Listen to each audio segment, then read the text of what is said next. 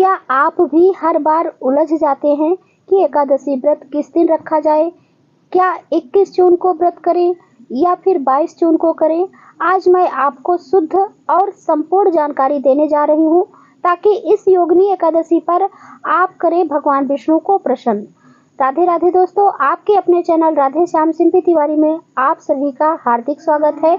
आज की इस वीडियो में मैं आपको बताऊंगी योगिनी एकादशी व्रत किस दिन रखना श्रेष्ठ है और साथ ही जानेंगे कि दशमी तिथि से लेकर द्वादशी तिथि के क्या नियम होते हैं और जानेंगे पूजा विधि, व्रत खोलने का सही समय यानी पारण का शुभ मुहूर्त।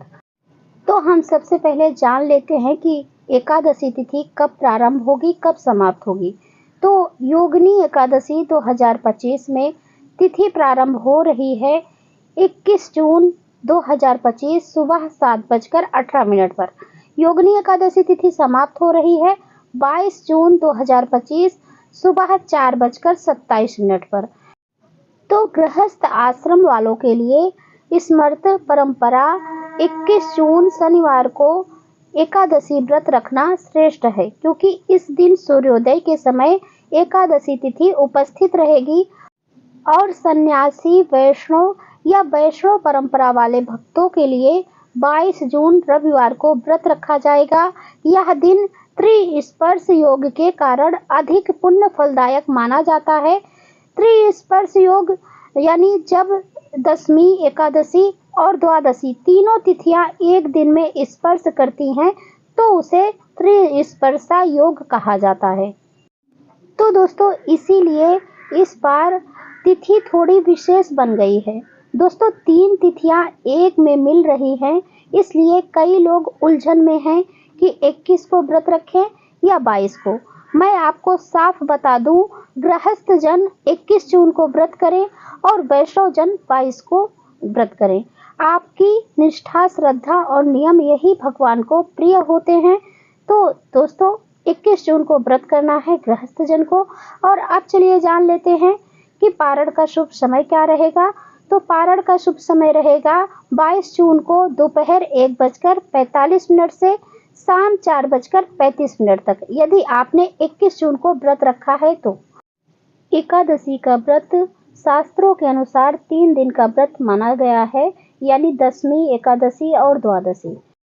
तो दशमी तिथि के नियम का पालन करना है। जो भी भक्त एकादशी का व्रत करते हैं उन्हें एक दिन पहले दशमी तिथि के रात्रि को भोजन नहीं करना चाहिए, यानी सूर्यास्त के बाद भोजन न करें और ना ही लहसुन प्याज का सेवन करें, और हो सके तो भूमि पर शयन करें और ब्रह्मचर्य का पूर्ण रूप से पालन करें। फिर अगले दिन सुबह जल्दी उठना है, यानी हो सके तो ब्रह्म मुहूर्त में उठें। यदि यह संभव नहीं है तो सूर्योदय से पहले जरूर उठें और फिर उठकर नित्य कर्मों से निवृत्त होकर स्नान आदि कर लें। फिर इसके बाद भगवान सूर्यदेव को जल अर्पित करें। फिर इसके बाद घर के मंदिर में आ जाएं और वहां मंदिर की साफ सफाई करें और भगवान श्री विष्णु के समक्ष आप शुद्ध घी का दीपक प्रज्वलित करें और अपने व्रत का संकल्प लें। फिर इसके बाद आपका व्रत प्रारंभ हो जाता है। फिर भगवान श्री विष्णु को स्नान कराएं। आप चाहें तो दूध, दही, पंचामृत से भी स्नान करा सकते हैं या फिर शुद्ध जल से भी स्नान करा सकते हैं।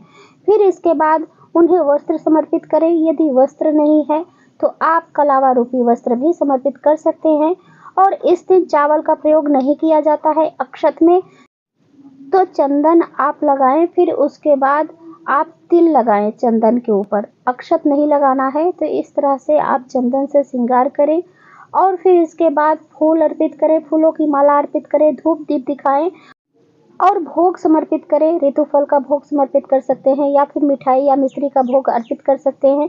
और गणेश जी के भोग में आपको तुलसी पत्र नहीं डालना है। और यदि आप अलग से चौकी लगाकर भगवान श्री विष्णु का पूजन कर रहे हैं तो गणेश जी को भी जरूर विराजमान करें और इनका भी पूजन जरूर करें। और यदि आप मंदिर में करते हैं तो गणेश जी वहाँ विराजमान होते हैं, उनका भी पूजन पहले कर लीजिए। फिर इसके बाद हम शाम को भी यहाँ दीपक प्रज्वलित करेंगे, यानी मंदिर में या फिर चौकी पर, जहाँ भी आप भगवान श्री विष्णु का पूजन कर रहे हैं वहाँ शाम को धूप दीप दिखाएं और भोग अर्पित करें। और हो सके तो जितना आप चाहें मंत्रों का जप कर सकते हैं, ओम नमो भगवते वासुदेवाय, इस तरह से। और फिर इसके बाद रात्रि को यदि हो सके तो आप जागरण करें, नहीं तो आप दीपक प्रज्वलित करके भगवान श्री विष्णु के समक्ष रख सकते हैं, जो कि पूरी रात्रि जले। इस तरह से आप व्यवस्था कर सकते हैं। और फिर अगले दिन आप सुबह जल्दी उठें और स्नान आदि करके भगवान श्री विष्णु की पूजा करके घर में शुद्ध सात्विक भोजन बनाएं। और फिर यदि संभव है तो आप घर में ब्राह्मण को बुलाकर उन्हें भोजन कराएं। यदि यह संभव नहीं है तो उनके निमित्त आप कच्ची सामग्री निकाल सकते हैं, यानी सीधा, जैसे कि 1 या 2 लोगों का अच्छे से भोजन बन जाए। तो यह समझकर आप कच्ची सामग्री जरूर निकाल दें। और फिर इसके बाद आप अपना व्रत खोल लें। और यदि यह भी संभव नहीं है कि आप कच्ची सामग्री निकाल सके तो आप कुछ पैसे भी निकाल सकते हैं अपने घर के मंदिर में रखकर, फिर आप व्रत खोल सकते हैं। फिर जब भी आप मंदिर में जाएं आप उसे दान कर दें। और यह जो व्रत खोलने का समय मैं बता रही हूँ उसी समय पर आप पारण करें, क्योंकि व्रत का फल तभी मिलता है जब द्वादशी में सही समय पर व्रत खोला जाए। एकादशी में पारण नहीं करना चाहिए और द्वादशी निकलने से पहले व्रत का पारण जरूर कर लें, तभी आपके व्रत का पूर्ण फल आपको प्राप्त होता है। तो इसीलिए सही समय पर पारण कीजिए।